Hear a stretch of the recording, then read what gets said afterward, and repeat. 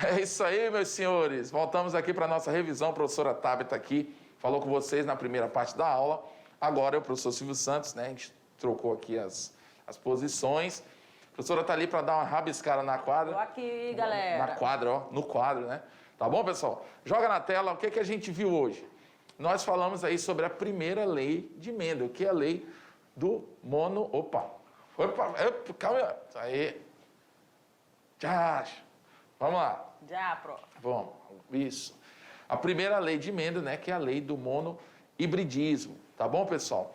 Vale lembrar que a primeira lei mendeliana, né, que é esse cara aí considerado pai da genética, essa lei, ela diz o quê? Que para formar uma característica em você, é preciso 2 fatores. Eu estou explicando ela de uma forma mais informal, tá?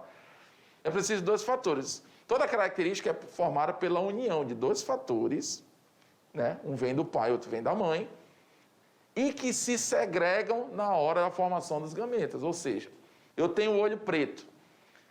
Para que o meu olho seja preto dessa cor, eu preciso de 2 genes para fazer essa característica. Um que vem da minha mãe e outro do meu pai. Se um for dominante, é essa característica que vai prevalecer. Enfim, isso aí durante a aula, vocês viram, né? E outra coisa importante, em mim, eles são juntos. Em mim, né? Em mim, né? Em mim, tá certo, né? Eu já fico pensando no português. Em mim, eles são juntos, no indivíduo. Mas, na hora que se formam os meus gametas, cada um desses genes se segrega. Por isso, né, lei da segregação, né, dos fatores também. Eles vão se separar e vão para espermatozoides diferentes. Entendeu? Então, isso, quando se juntar, né, quando fecundar com a célula reprodutiva lá da minha parceira, ela vai ter a combinação dela também, que vem de lá para cá. Então, esse azão, ele pode cair com outro azão, pode cair com outro azinho, e esse azinho também. Então, isso vai ser recombinado de alguma forma. É por isso aí também que a gente dificilmente apresenta todo mundo a mesma característica. Por isso que ninguém é igual, porque existe uma recombinação gênica, entendeu? Então, volta lá para o nosso material. Então, características do experimento. É a questão dele ter usado as ervilhas, que eram plantas que têm um fácil cultivo, que tem lá a questão de serem monóicas, que são quando um indivíduo apresenta as 2 estruturas reprodutoras, né, em um mesmo organismo. E qual era o objetivo da primeira lei de Mendel? Justamente explicar, né, de alguma forma esclarecer a transferência hereditária, ou seja, a transferência de características entre pais e filhos. Tá bom? Prof, posso Diga. pegar aqui um... Pode falar, professora. A gente não pode esquecer essa questão aqui, ó. Mono representa uma. Então, a primeira lei de Mendel, Gregor Mendel está trabalhando com uma única característica por vez. Exatamente. Tá? Na aula seguinte, a gente vai ver que isso vai mudar. E hibridismo quer dizer que, lembra lá da geração F1? Você tinha o indivíduo azão-azinho cruzando com o indivíduo, né? A autofecundação com o indivíduo também azão-azinho. Que aí você tem aquela proporção lá de 3:1, tá? Então, você vai observar a partir daqui que toda vez que um enunciado de uma questão estiver falando sobre uma única característica, é a primeira lei ou monohibridismo. Estiver falando de cor dos olhos ou tamanho dos olhos, vamos dizer assim, tem 2 características. Vai ser já outra lei que a gente vai estudar já já. Exatamente. Então, pessoal, olha aqui para mim. Basicamente, foram essas as informações dessa... Pode jogar aqui na tela, né? Foram essas informações da nossa revisão, os pontos-chave aí da nossa aula de hoje. Foi esse. Falamos sobre a lei do monohibridismo, primeira lei de Mendel, tá? Relaxa, que tá fácil. Tá tranquilo. Tá tranquilo, tá suave na nave ainda, tá bom? Eu conto com o teu foco aí. Vamos lá para a nossa atividade.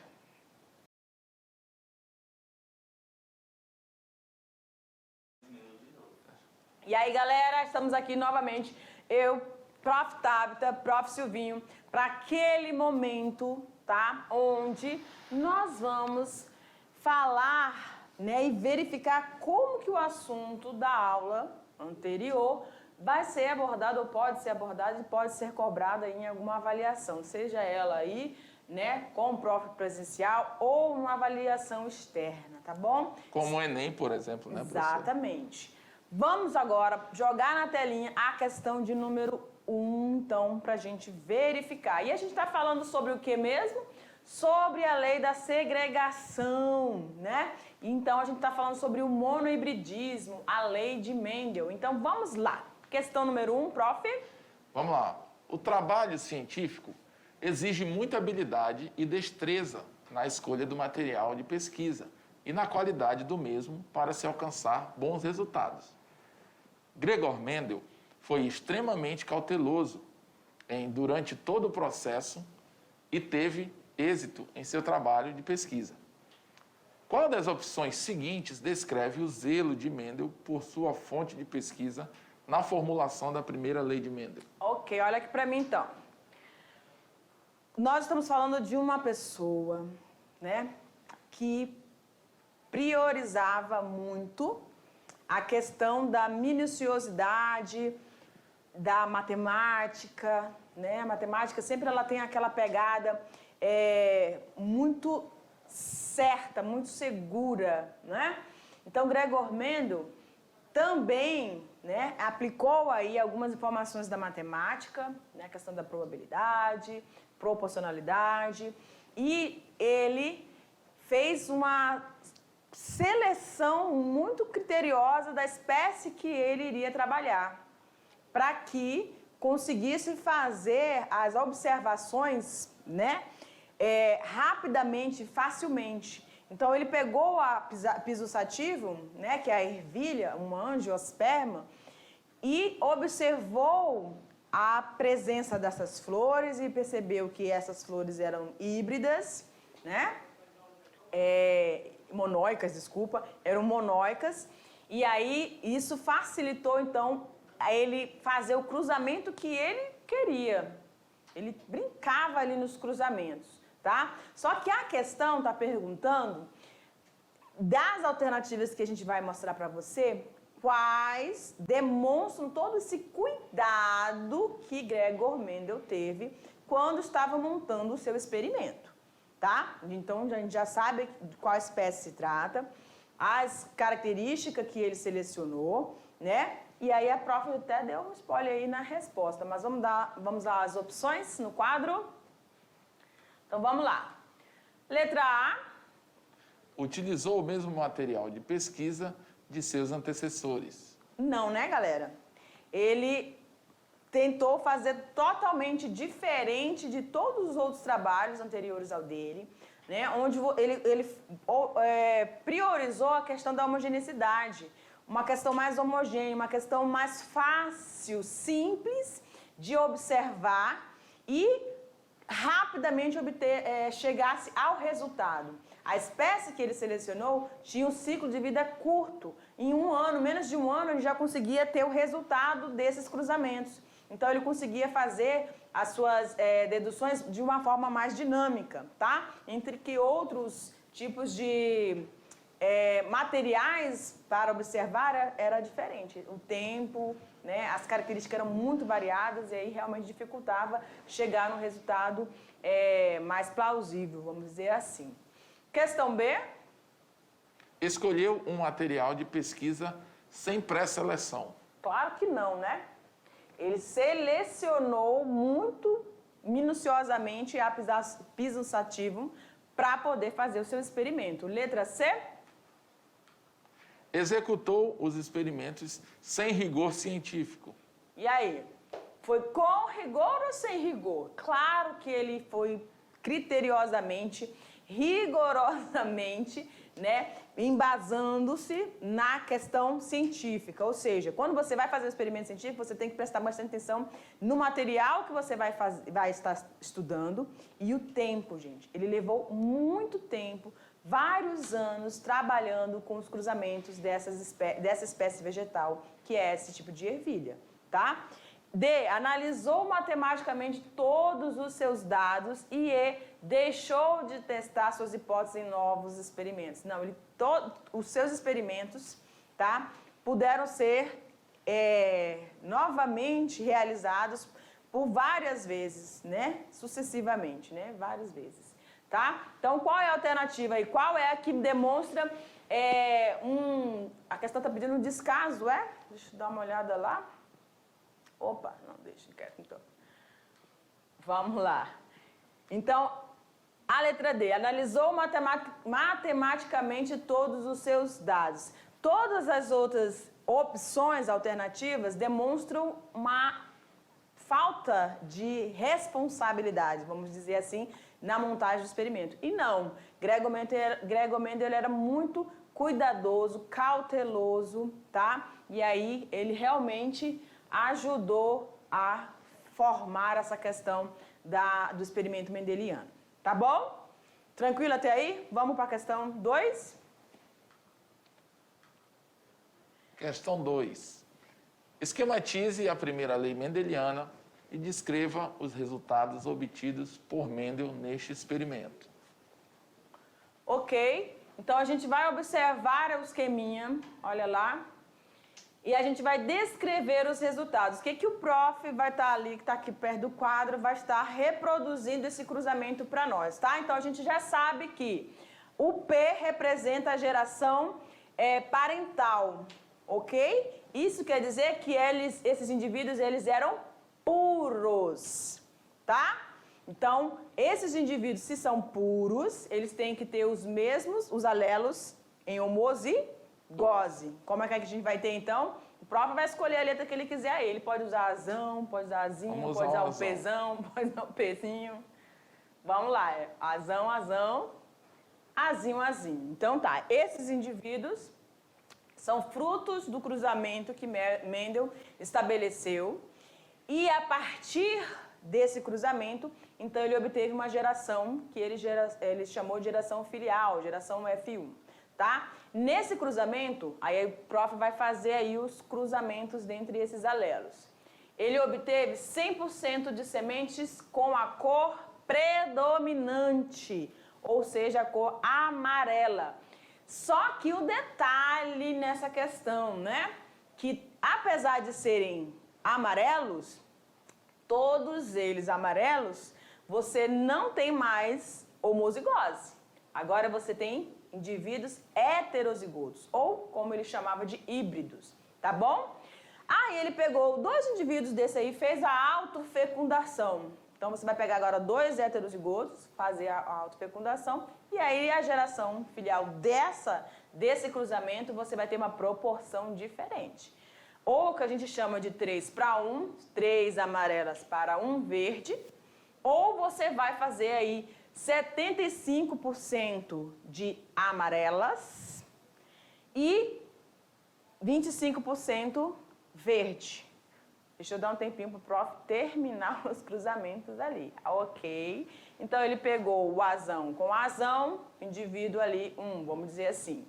Aí, pegou azão com azinho, indivíduo 2. Pegou azinho com azão, indivíduo 3. Azinho com azinho, indivíduo 4. Tá? Mas como a gente deixou bem claro para vocês, não quer dizer que só no quarto filho ou no quarto indivíduo desse cruzamento é que você vai ter isso, não. É a proporcionalidade de esse evento estar acontecendo. A gente vai ver isso mais para frente também. Tá bom, galera? Então, como é que fica, então, o nosso resultado? Uma das questões importantes do Gregor Mendel na organização da sua primeira lei, a percepção dele de características dominantes sobre características recessivas, tá bom? E essa frequência fenotípica nesses cruzamentos. Lembrando, a autofecundação e o cruzamento. A primeira geração é fruto de cruzamento, né, entre os indivíduos em homozigose. A segunda geração já vai ser indivíduos híbridos ou heterozigotos. Tranquilo, gente? Como que ficou lá, então? Quando ele realizou os experimentos com as ervilhas, Mendel cruzou então plantas com sementes amarelas e verdes e obteve a geração filial, geração F1. Todas da mesma cor, né? Eram amarelas, tá bom? A característica verde sumiu de forma nenhuma. Ela veio aparecer novamente na geração F2, quando Mendel pegou 2 indivíduos e fez a autofecundação. E aí a frequência genotípica já veio diferente, tá bom? Então, em F2, obteve 75% das plantas com sementes amarelas e 25% de plantas com sementes verdes. Conclui-se, portanto, que os genótipos, aí foi todo aquele que ele descreveu lá no quadrinho anterior, tá bom? O F é Vzão, Vzão, Vzinho, Vzinho, e aí a proporção entre cada geração, F1 e geração F2. Tranquilinho, gente? Tudo certo? Vamos para a questão número 3? Questão número 3.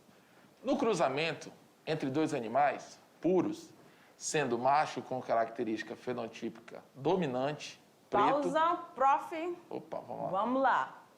Fiz aí pra gente esses dois animais, o que eles eram? Puros. Circula, sublinha. Ok, aí vamos de novo. Indivíduos puros, eles têm alelos em homozigose, galera, tá? Ou seja, ele pode ser azão, azão, ou pode ser pezão, pezão, ou pode ser vezão, vezão, tá? Mas eles são iguais. Ou pode ser representado com letra minúscula, Vzinho, Vzinho, Azinho, Azinho, Pezinho, Pezinho. Tranquilo? Certinho. E aí, pode continuar, prof? Tá. Macho com característica fenotípica dominante, tá? Preto, e fêmea com característica fenotípica recessiva branca. Ok. Prof, o que é mesmo a característica fenotípica que os meninos já esqueceram? Característica fenotípica, pessoal, é a característica visível no indivíduo, ok? No caso aqui, ele está falando que é a cor, né? A cor do indivíduo. Deve ser cor do pelo, no caso do animal, né? Então, no caso, preto é o dominante. E a característica recessiva é a branca, tá? Okay. Então, vale ressaltar que quando a gente diz que o fulano lá é puro, né, independente de quem a gente esteja falando, se é puro, ou ele é azão, azão, ou ele é azão, azinho, azinho. Mas sempre os dois alelos são iguais quando ele é puro, né? Homozigose, tá? Então, aqui, aí ele pede no final, esquematize os genótipos dos descendentes F1 deste cruzamento. Então, agora a gente está falando da geração F1. Se é F1, a gente vai trabalhar com quem? Homozigotos ou heterozigotos? Heterozigotos. Então, como a gente tem aí a dominância do preto, a gente pode, né, prof, usar aí pezão, pezinho? Pode. Vamos fazer aqui. Ok. Isso aqui indica o quê, pessoal? Pezão, pezinho, né? Indica o preto, no caso, né? Aí, o que você quer que eu faça agora, professora? Tu vai fazer o cruzamento da geração F1, então é o pezão, pezinho com o pezão, pezinho. São dois indivíduos. Pezão, pezinho? Ah, então, é porque eu fiz aqui o pezão, pezão, né? Porque são duas puras, né? Então, são dominantes, seria pezão, pezão, mas não está aparecendo aqui a borracha, tá? Mas, enfim. Vai. Deixa eu ver aqui se por aqui vai. Apareceu. Isso. Aí. O que o prof está destacando, gente, é que você tem o seguinte. Você tem indivíduos com a cor... o preto é a cor dominante, tá bom? E o branco é a característica recessiva. Só que a questão está querendo que você faça o cruzamento, então, dos descendentes da geração F1. Na geração F1, você lembra lá no experimento de Mendel que eles eram indivíduos híbridos, tá bom? Então, agora eu já saí da geração parental e vou pegar os indivíduos híbridos. Pezão, pezinho, que a gente vai representar aí preto e branco, tá bom? É só que a questão trazendo essa informação para você, que o P, né, ou a característica preta, é a dominante sobre a característica branca, que é a recessiva. Agora ele vai fazer o cruzamento, tá? Vamos lá pro quadro. Pezão, pezinho com pezão, pezinho. Bota lá. Ok. Pezão com pezão. Pezão. Pezinho. Com pezinho. Eu tô tendo uma dificuldade meio esquisita aqui, professor, mas tudo bem. Escrever aqui certo. Pezão com pezinho. E o pezinho com pezinho. Perfeito? Então, qual é a frequência que nós temos aí? Pzinho preto, tá? 25% seria ali. Vamos dar uma... Ok. Olha lá. Geração parental, o cruzamento está ali entre, ok? Então, você vai ter esses indivíduos aí. Perfeito? Vamos Aí, lá? agora ficou melhor. Vamos para questãozinha do Enem. Questão número 4, se liga então. Sabe-se que em determinada raça de ratos a pelagem preta uniforme é condicionada por um gene B e a pelagem branca uniforme pelo seu alelo recessivo Bzinho. Desse cruzamento de casal de gatos pretos, ambos heterozigotos, espera-se que nasça o quê, galera? Agora você tem os indivíduos heterozigotos realizando esse cruzamento. Então, você vai ter aí a proporção que ele encontrou lá na geração F2, que seria a letra D, tá? 75% de gatos pretos e 25% de gatos brancos. É isso aí, galera. Nós terminamos aqui e a gente espera na próxima aula. Tchau, tchau!